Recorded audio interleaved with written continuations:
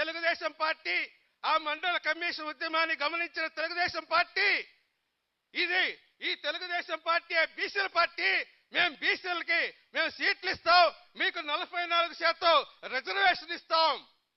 Muralidhar Rao commission 81లో ఇస్తే Telugu Desam party 82లో Muralidhar Rao commission ని మేము అమలు చేస్తూ 44% విద్యా ఉద్యోగాలలో బీసీలకు ఇస్తామని తన మేనిఫెస్టోలో ఎన్టీ రామారావు ఇవ్వడం జరిగింది. దాన్ని ఓన్ చేసుకున్న బీసీలు తెలుగుదేశం పార్టీని అత్యధిక మెజార్టీతో గెలిపిస్తే 83లో గెలిచి 86 దాకా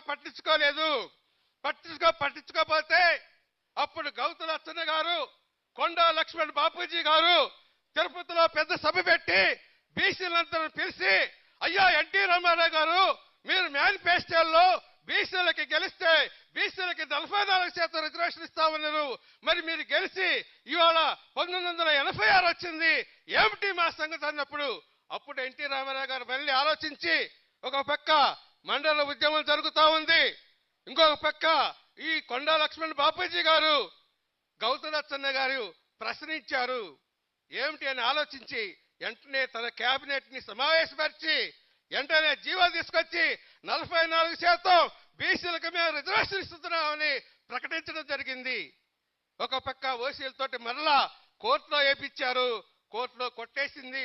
ఎందుకు కొట్టేసిందంటే జనాభా లెక్కలు తీశారని అడిగితే మేము కాదు, మురళీధర్రావు కమిషన్ 44% దాకా ఈ రాష్ట్రంలో బీసీలు ఉండొచ్చు అన్నది, కాబట్టి దాన్ని ఆధారంగా చేసుకుని మేము ఇచ్చామంటే అది చెల్లదు, జనాభా లెక్కలు తీయాలని కులగణన చేయాలని కొట్టేసింది. కానీ ఎన్టీ రామారావు గారు 86లో కొట్టేస్తే 94 దాకా కూడా సుప్రీంకోర్టుకి వెళ్ళలేదు, కుల గణన చేయలేదు.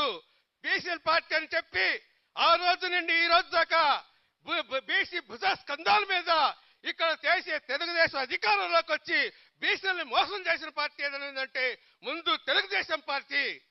Congress party, Telugu Desam party, YCP party, BJP party మండల ఉద్యమం జరుగుతున్నప్పుడు LK Advani BJP party commander ఉద్యమం తీసుకొచ్చింది.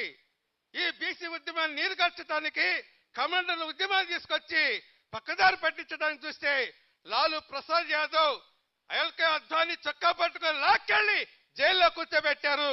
మీరు దేశ ద్రోహంగా చేస్తున్నారు, మీరు మండల ఉద్యమాన్ని నీరు కారుస్తా ఉన్నారు, మతాలకు గొడవ స్విచ్ పెడుతున్నారని తీసుకెళ్లి అరెస్ట్ చేయడం జరిగింది. ఆ ఉద్యమం అక్కడ ఆగిపోయింది. ప్రతి అగ్రకుల పార్టీ కూడా శత్రువుగా ఉన్నది. బీసీ రిజర్వేషన్ ని అమలు చేయటానికి ఏ పార్టీ కూడా ముందుకొచ్చే పరిస్థితి లేదు. ఆ పార్టీలు మనకు చేస్తాయని నమ్మి వాళ్లకు ఓట్లేస్తే మనమే ఉరితాడు తగిలించుకున్నట్లే. కాబట్టి మనమే ఒక పార్టీని పెట్టాల్సిన అవసరం ఉంది.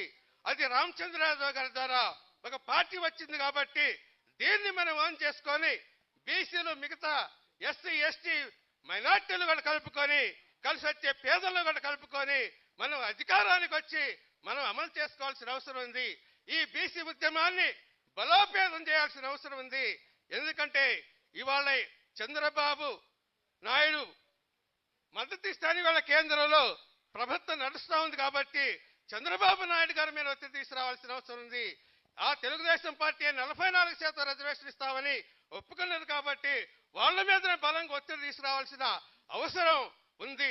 కాబట్టి ఒక బీసీ సంస్థను ఏర్పాటు చేసి దాన్ని జేఏసీగా ఏర్పాటు చేసి రామచంద్ర యాదవ్ గారు మిగతా పెద్దలు కూడా డైరెక్షన్ ఇచ్చి ఒక ఉద్యమంగా బలోపేతంగా తీసుకొచ్చి మెడలంచాల్సిన అవసరం ఉందని నేను తెలియజేస్తా.